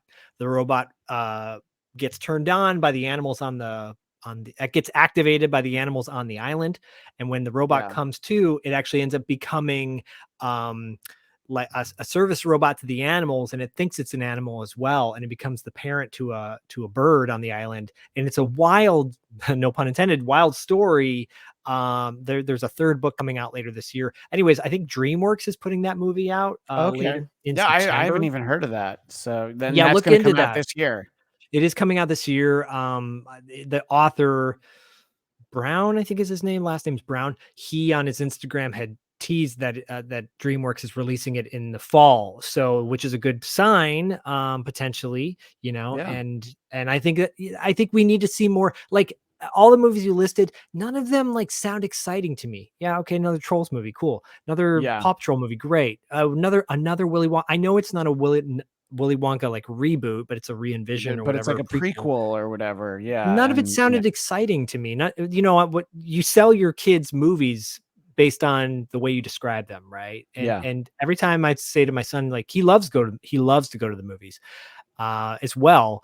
And I'll tell him about a movie coming out. He's like, nah, that's not, Yeah, I'll do not that exciting. sometimes. I'll ask, and a good example of that, it wasn't the greatest movie. It seemed very derivative of other movies we saw. Was Ruby Gillman Teenage Kraken. My daughter did not want to see it because the trailer looked scary. My son enjoyed it well enough. It was it was a good story. Family has a secret. They're Right. Kraken, and it was fun. There's a lot of like sort of that level. I think it's a DreamWorks movie. Yeah. I And think so. a movie that got kind of overlooked was this year's Pixar movie, which was Elemental. And Yes. I think Elemental was good, had good characters, but it also was like, isn't this like five other Pixar movies? Like, oh, Right. your dad doesn't like you. Oh, somebody very different than you. And I'm like, it just it felt very familiar, not in a way where I was like, well, this movie was terrible. My kids liked it. There's a character who cries a lot, so that was my daughter's favorite because she just thought it was funny every time he cried. He's a guy made out of water, you know. And yeah, it's interesting because we do tend to see a lot of these kids movies and family movies, but there aren't a lot that were memorable this year. Like I mentioned, Migration, that was good, but it was also like, I'm laughing because Danny DeVito is one of the voices, and I which mentioned is Carol great. Kane, so we got a Yeah. mini Taxi reunion, but Yeah. it's true that like a lot of the kids movies were not as exciting, but my daughter loves Ms. Marvel, the Kamala Khan version of Ms. Marvel. She's a character featured on a preschool Spider-Man show called Spidey and His Amazing Friends.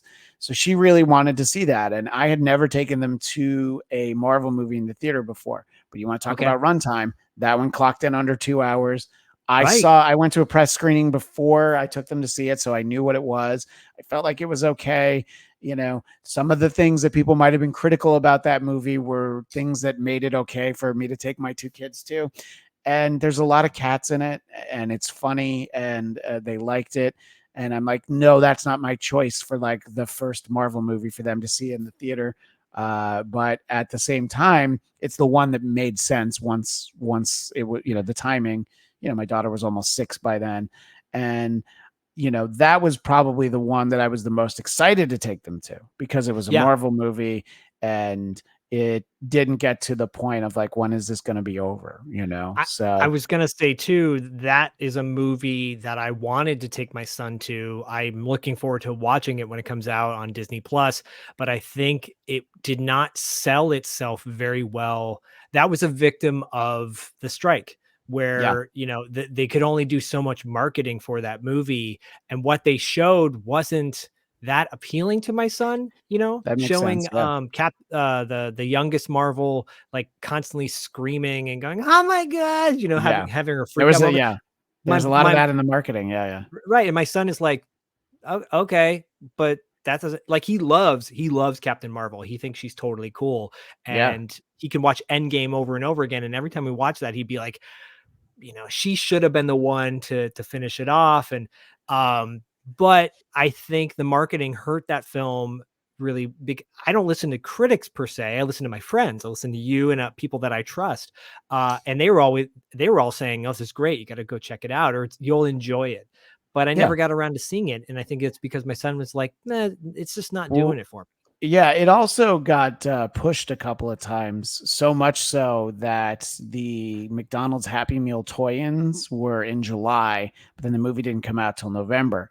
So, and because it was supposed to come out in July, That's and right. look, that Happy Meal toy-in calendar, that doesn't budge for anything. No, It's like, yeah, we're gonna have moved on to Squishmallows by then. So good yeah. luck with your movie. But Ronnie McDonald's like, "Look, we got a timeline. Can't we can only have a right. certain amount of time to fit it in."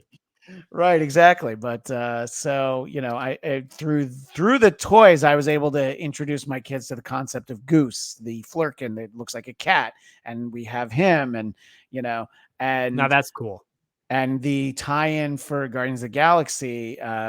My kids both think Rocket is funny, but my daughter loves Groot. So we watched there's the like, I don't know, 3-4 minute Groot shorts on Disney Plus, Those are and brilliant. she really liked those, and it was fun. And I watched instead of trying to start my son off with Guardians 3, we watched Guardians 1 at home, and he did enjoy it. And I'm Good like, yeah, call. we'll get there at some point. Um, there were some good re-releases this year. I took my son to see Return of the Jedi. He had already seen it. I was excited to see it on the big screen again. And you forget that that movie's a little longer than the other two, but Right. they had a lot of stuff to tie up, and in theory they were never going to make another Star Wars movie after that. Some would say perhaps they shouldn't have, but either way, they didn't make another one for like 16 years. So, it stood on its own for a while. And so that was fun. I had seen the original Die Hard in the theater, but I was very excited in December when it came back. So I found a weekday afternoon where I could go see it at like noon. And, I went to see that. We took the kids to see the re-release of Nightmare Before Christmas, which my son had seen it before. This was the first year when my daughter expressed interest around Halloween time, but we kept Okay. telling her she needed to wait. We weren't going to watch it at home. We were going to go see it in the theater. And Right. I think that helped. And yeah, look, that's the best kind of nostalgia, is when you're like, hey, that movie you already like? You want to go see it on the big screen? I'm like, well, I'm a member at AMC. Sure, I do. I want to go see it again, and I don't know. I mean, you're talking about some great theaters out there in Santa Monica. You're talking about the Arrow, and I believe that was where I saw like an early screening of for Disney Plus, the Marvel basically short special, Werewolf by Night. Michael That's right. Giacchino was there because he directed it, and he Yeah. talked about it afterwards, and it was great. And I mean, I love events like that, but when you live in Burbank, it takes so much. Like, oh, I have to be to Santa Monica at 7 o'clock. There's a lot of moving pieces that have to happen for me to make it out to stuff like that. But I always love stuff like that. My wife's a member of the Writers Guild. Sometimes they have great retro screenings there.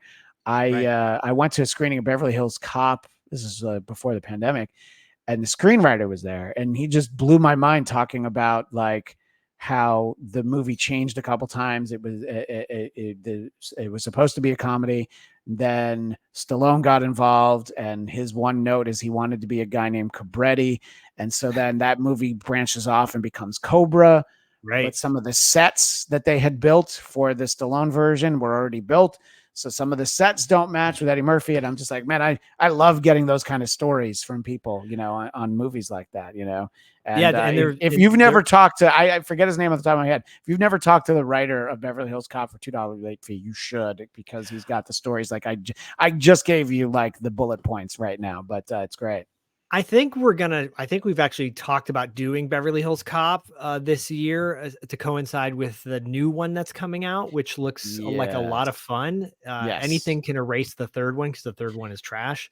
Yeah. Where they go to the amusement park. Yes. Yeah, and I think what hurt that movie for me was that it was filmed at an amusement park called Great America, which is in Santa Clara, where the Niners play, and Oh, I'm like, okay. Yeah. I know this park, and that park sucks. Like this movie, this movie sucks because I grew up with that amusement park. It was like a knockoff of Knott's Berry Farm. I don't even think it's around anymore, but I'm sure people who were from the Bay Area are like, whoa, hold on, Great America was cool, man. It Yeah. had its moments, but I want to go back to what you said about Guardians of the Galaxy and revisiting old movies from the past because we love the Guardian franchise. I think the third one, and thinking about it later on, I think it was a little too intense. I think a lot of the animal torture was like too intense. It was very dark, but I Yeah. still love the characters overall, and I like the way they wrapped it up. But it opened a door for me to show Big Trouble in Little China to my son, which he now loves. He knows who Jack Burton is. I've talked about Jack Burton. I write notes for my son. I've been doing it since he was 2 years old in preschool. Now he's 9. So you do the Yeah. math. You post those on social media. They're these really detailed, like very sweet, and there's little drawings on them. And I was just like, oh man, don't ever put me in a best dad contest against Zach, because I'm not going to come close. I love seeing those notes when you post them, though. Yeah. Oh, thanks. Yeah, and I think people oftentimes get a kick out of the fact that I use a lot of 80s references, 80s and 90s references, and Jack Right. Burton shows up a lot, and so I finally showed him Big Trouble in Little China, and he loved it. Like he laughed out loud throughout the whole thing, and it was so satisfying. My wife looks over at me and she goes, "You're so happy about this right now." Like that's condescending, but she's like, "You're happy about this right now," and I go, "I'm so happy about this right now," because I told my son, I'm like, Jack Burton is basically Star-Lord. Like he's a Yeah. jackass. He's pompous, he's cocky. He's maybe not always the hero, but he also too is the hero. So, Wang Chi is really the hero of Big Trouble in Little China. But it was so nice to go down that road with him and revisit Big Trouble in Little China. And it's one of those things where, like you said, watching Die Hard on the big screen, and I saw it too as a kid with my mom, which is funny. You watch these Yeah. I movies saw again. RoboCop with my parents. I was 11. Same. I mean, I talk about that on $2 late fee, like the movies I probably should not have seen, and actually Yeah. podcasting after dark, movies I should not have seen as a kid with my parents. And then some where I'm like, why didn't I see that with my parents? Why did I see it by myself? Because they didn't want to go see Yahoo Serious or what what Young was it called? Einstein, or Howard the Duck, Yeah, or UHF. Yeah. yeah, which I saw repeatedly in the theater. Um, but you see these movies with seeing Die Hard as an adult now, it's still amazing. And I'm glad your kids got to see Nightmare Before Christmas on the big screen because that's where Yeah. you should be seeing these movies. Right. No, I definitely agree. And I mean, and it's like, the nostalgia, like we were saying, is very intoxicating, and it's exciting to take our kids to see stuff like that. And when it is the actual movie, and it's not just, oh, here's a new version of the thing, you're like, okay, I know what it's going to be. So Right. I would say the main reason why I wouldn't take my 8-year-old to see Die Hard is really the language more so than the The violence. The Yeah. language is very casual in there, and I'm just like, that's a little much, I'd say, but yeah, I'd say Big Trouble in Little China has the same language as Guardians of the Galaxy, but Die Hard it's R for many reasons. right. Yeah. They have like, I think they have like one shit in the Marvels or something. And, as soon as it happened, I turned to both of them. It's like, that's just because it's a movie, and I knew it was coming. But, yeah. And, look, I think that one of the movies I wanted to make sure that we talked about, because there did become this kind of buzz amongst, honestly, a lot of the same people you and I both know, was Godzilla Minus One. Yes. And American Godzilla movies, whenever I see them, I'm like, well, why did I go and do that? Because it Right. was terrible. I remember for some reason being excited about the 1998, the one with Matthew Broderick in it, the Roland Same. Emmerich, and I mean that is not the worst movie I ever saw in the theater, but it comes into the conversation for sure. Had a great But soundtrack. that's true. It's an ever pretty sweet Puffy soundtrack. Puffy and Jimmy Page. That's right. Yeah. I was an intern on SNL when that came out, Oh, and man. Puffy and Jimmy Page were the musical guest on an episode Oh, to that's promote that. right. Yeah, and I Wow. saw the rehearsals. Yeah, so it's Cool. the things you get to do sometimes when you're an intern are more interesting than the things you get to do when you have an actual paying job. Right. But Godzilla Minus One, it's sort of like fascinating in a way because, like so many Godzilla movies, did you see it? It doesn't matter. I'm not going to No, spoil anything. no, but it's one of those that I'm like, every time I'm like, why didn't I see that in the theater? Because I really do love the franchise, and I love my son loves the franchise as well. He actually likes the movies, the Godzilla, the more recent ones. And I'm like, well, we Right. should see minus one because I think you'll like that even more. Yeah, and it's obviously it's in Japanese, so there's a lot of reading. But they're also about to release Godzilla Minus One Minus Color, which is the entire film in black and white. They Oh, they did that in Japan for a little bit. They had a run there, and I guess there was enough cool. interest here that we're like, sure, we'll do that. But in a way that isn't gonna spoil anything that people who've seen a Godzilla movie before. Godzilla's not in it that much, as you know, because you usually only get so many minutes of Godzilla time. But the rest of the story, it's almost like Christopher Nolan's Godzilla. It's like it feels like Wow. 1917, the film, in a lot of ways, because this is post-war Japan and dealing with some real issues and real decisions that have consequences. And just there's like a really gripping like people story. So I can't say I was surprised by that movie because I finally went to see it because everybody was going crazy about Godzilla Minus One. And that was when I'm like, I need to see this while it's still in the theater. Right. Because the impression was it was only going to be in the theater for a week or two. And then they're like, just kidding. We'll just leave it around. People keep spending money on it. And You it got know, nominated too, didn't it? Get nominated it for did something? for foreign film. Yeah, there's a great viral clip of the filmmakers reacting to the Oh announcements, and they were yeah, that's very excited. right. They're like, the confetti going off. That's on the list of, it's not nominated for Best Picture, but that's something from the end of the year that I think people should see for sure. We talked a lot about Maestro in the previous episode, so I don't need to dwell on that. You can see the previous episode that I did with Kaylee from Once Over with Kaylee, which she has a movie review show as well. And we that movie gets the knock for being Oscar bait, and in a many ways, it's Oscar bait. The movie that I saw that felt like Oscar bait, but I wanted to see it on the big screen because it's Ridley Scott, was Napoleon. Oh yeah. And Okay. I think that you don't often see fight scenes from that era on the big screen, and Ridley Scott was definitely the guy to do it. The fight Yeah. scenes are great. The Joaquin Phoenix's performance is not bad, but it's like everyone has a British accent except him. He's an American, and I'm glad that they didn't have him do like a French accent, But whatever that he could have done probably would have eaten into the performance he gave. and Right. it's like good, but there's a reason nobody's talking about it because you're just like, all right, this is kind of what I thought it would be, you know, and it's sort of and when you see a movie like that, you're like, I know enough about history. Oh, there's stuff that I don't know. Did this really happen? And I'm like, I don't want to go do the homework, you know? Right. So, but and that's one of those that I can see how it's getting overlooked, because I thought that it was good, but it certainly wasn't amazing. Well, I think you make me think of something that, obviously Scorsese with his Killers of the Flower Moon film Yeah, is getting all that buzz. Scorsese and Ridley Scott at one point, both of them were considered the two of the greatest directors of all time. In fact, correct. if you put up some of their movies, you can still make that case with both of them, because Ridley Scott has directed phenomenal films. However, his movies in the past, I don't know, 10 years or so, maybe more than that, have just been kind of like, okay, yeah, that was good, but I'll never watch it again. Scorsese, he still gets the critical acclaim, which he rightfully deserves, but he also surrounds himself with great writers, editors, et cetera, et cetera.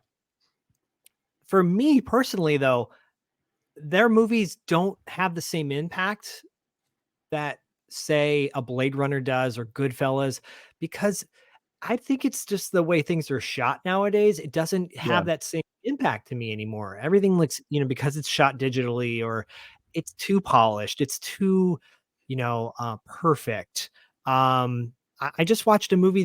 Just watched Weird Science the other day. We have our Sure. upcoming season 5 premiere for $2 late fee in February. We're covering Weird Science. And I was saying to Dustin on the show how it was so refreshing to see kids on there with pimples, kids with not perfect Yes. hair, and now everything is so perfect and it's so polished. Even when it's not supposed to look polished, it's clearly polished, and it just doesn't have the same vibe to me anymore. Well, you're right about shooting things on film, and that was the thing about seeing Die Hard on the big screen. You're like, oh yeah, it's just like Great. some of the shot composition. It's beautiful because it's on film. If Right. that same movie were to have magically been shot digitally, it wouldn't look the way we remember it. I don't think that movie becomes any less good. It just isn't going to look as amazing Right. as it does as kind of a result. A movie that my wife was very excited for that she doesn't get out to a lot of movies where she's like the one driving it. For people who may or may not know, my wife is Chinese American, and so the movie Joyride she was very excited about because it's a female Asian, buddy movie, road picture, Right. one of those, and it's silly, it's outrageous, it's just it's sort of like yes, you can compare it to Bridesmaids in some ways because of the level of humor, but in the same way, it's also like The Hangover. It's that kind of vibe that I think people who like those movies would definitely like Joyride. It gets attention, and it gets very certain spotlights shined on it when it's in release because it's like, oh, it's the Asian Bridesmaids is even though that's Right. not what the story is. And I think that was a very good, very funny movie that obviously people didn't necessarily pay that much attention to. And around the same time, there was the movie Strays, which was the talking dog movie where they're all foul mouthed, and it's like Kevin Hart and Will Ferrell, and Yes. it's very funny, but it's like not great. It's like if there's ever a movie that I didn't need to see in the theater, it would be that one. But that's just what I felt I like didn't see it doing either. that day. Did you see Quiz Lady by chance? I With the one with didn't. No, I didn't see Aquafina that and one. Yeah. it was actually, and Sandra Oh and Will Ferrell. That's a fun film that actually surprised me. I know it had a limited theatrical run, but I think it's on Peacock, perhaps. Okay. Um, that one was surprising to me, where I'm like, oh, I was expecting to watch the first 15 minutes with my wife and then go to bed and she would watch the rest of it. I ended up watching the whole thing and I'm like, this is actually really well done. And Aquafina was really good. And I don't dislike her as an actor. I think she's really funny, but I don't like line up to see her movies. And Yeah. then Joyride was one of those movies where I'm like, man, I really want to see that. I will see that eventually, I'm sure. But I'm glad it's nice to see just like a more diverse uh, styles of movies, not just centered around like, oh, this movie is about Asian Americans, Yeah. and everything's going to be about that. Joyride is or a quiz show is a quiz game or Quiz whatever the Lady. heck. Yeah. Quiz Quiz Lady. Show is Sorry. also a phenomenal movie, of course, but That Quiz was Lady is worth it. phenomenal. Yeah. And it actually gave me a whole new perspective on quiz shows too. But yeah, Quiz Lady is fun. Yeah, you can check it out. And I think that there's oftentimes a lot of attention played to fact-based movies, and I don't have a bad word to say about Air, the movie about the Air Jordans. Okay, yeah, I found it to be interesting, but I'm also like, if somebody's like, that's about shoes, it sounds stupid. I'm like, well, it's not really much more than that. But if it sounds stupid to you, don't see it, because it's, and Matt Damon, great. We get Affleck, there's all this stuff that's great about it. And it's interesting, but it's like, I feel like the deck was stacked in my favor. The deck was stacked in my favor because I kind of wanted to like it, but it's also, that's a movie that's on, that's an Amazon movie. So I'm sure it's on Prime, right. It's like, it's definitely one of those movies. I'm like, oh, I'm glad I saw this. It was, and yes, it's set like in the late 80s. It's in that era, but you're also like, oh, it kind of feels like a movie from that era. That was the thing I was saying about The Holdovers. It feels like a movie from the era that it's from, not just from the look, but from the storytelling. And that was one that people were talking about, but I don't know where it is in terms of nominations. And maybe the last movie that I'll mention is Asteroid City, which was this year's Wes Anderson movie. I almost said Wes Craven. We should be so lucky. This year's Wes Anderson movie. And I really like Wes Anderson movies. I even liked some that people didn't as much. But they definitely, you're getting the feeling of like there's a little bit of diminishing returns each time. You're like, right. I have to remember to not compare this to Royal Tenenbaums. Like, I'm going to compare this to the last one, and it's good, and the cast is great, and visually they always look weird, and they're always quirky and interesting. Jason Schwartzman, I always like in things, but he always seems to be best when Wes Anderson's writing his dialogue. So, and Scarlett Johansson's good in it. It's like, oh, this is very good, but it's also like, and they do like a weird thing with transitions. Tom Hanks is in it. But at the same time, I'm like, oh yeah, but it's not great. It's like, if I'm like, oh yeah, I saw Asteroid Cities, I'm like, oh, I hate Wes Anderson. Don't see it. This is not going to be the one to win you over. You have to already like it. And that's sort of what I was saying about Air. If you feel like you're not going to like it in these cases, you're probably right. But what you were saying in our previous conversation about Iron Claw, if somebody's like, oh, I don't think I like wrestling, that shouldn't take away from what sounds to me is a great movie, right, Zach? Yeah, definitely. I think I'm glad you brought that up, and it's a perfect reason to say go see Iron Claw if you like dramatic films about families, because that's what this movie is. It's where I always said, The Wrestler was a good movie. This one just has a different vibe. It's a family structure. It deals with the dynamics of men not crying in front of their kids, kind of thing, back in that day, like the 70s and the 80s.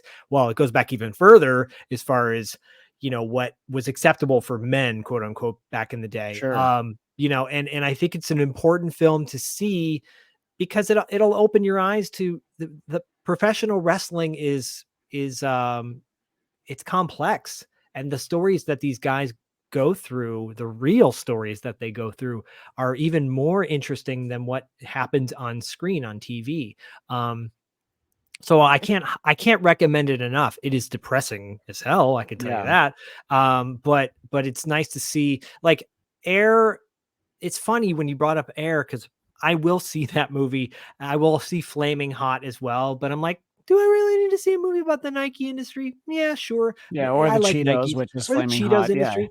Yeah. But I said the same thing about this movie came out years ago, but I just watched it the other night and I was actually compelled by it. Was Togo, because you brought up Willem Dafoe, I think, in our previous episode. Togo is about the bobsled, or the bobsledder, no, the musher up in Alaska, in the in Nome, Alaska, that helped save all these kids' lives that needed this,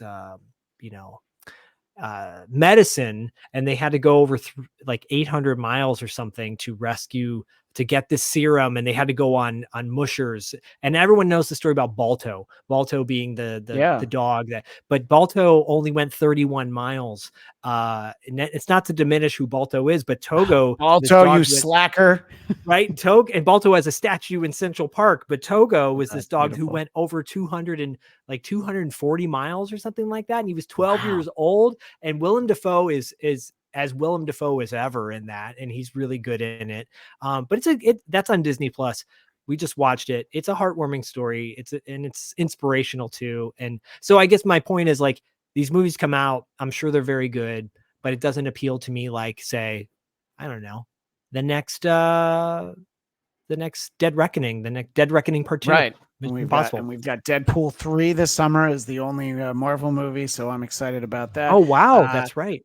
Yeah, I will very quickly. I know we're under a little bit of a time crunch, but I'll just mention, because I was going through my list, there's only 2 movies that I didn't get to, and so I'm going to mention both of them. Haunting in Venice, I thought was actually very good. Of those Hercule Poirot movies, Kenneth Branagh as Poirot.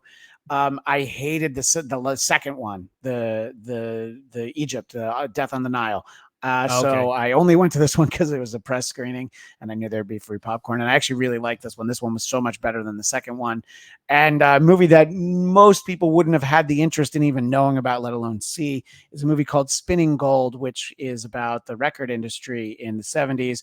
It's about Neil Bogart, the guy who started Casablanca Records, which signed Kiss, Donna Summer, but it's not really made through cooperation with Kiss, so don't be looking for a good Kiss story in there. Don't look for some Kissery, but Neil Bogart's son directed this movie, and you can tell the detail, and the lead, the actor in it, his last name is Jordan. I don't have it in the front of my head right now. He's phenomenal. He has to sing and dance, and he's also a good actor. It's narration to the camera, which I don't always like. I don't always hate it, but it doesn't always work. What's the name of the movie again? Spinning Gold. It was out in March, so I don't know if you have to buy it or if it's on a streaming service, but I really enjoyed that. And I don't know. I mean, I like movies about the music industry and same, me too. Record companies. It's a very 70s movie, but I was glad to see it. I actually ran into a friend it was the day that Dungeons and Dragons came out, and she's like, "Oh, are you going to see Dungeons and Dragons?" I'm like, "No, I'm actually seeing Spinning Gold. I'm seeing Dungeons and Dragons tomorrow," because I needed to see that while it was in theaters. Anyway, Zach, our marathon binge of trying to talk about all these movies.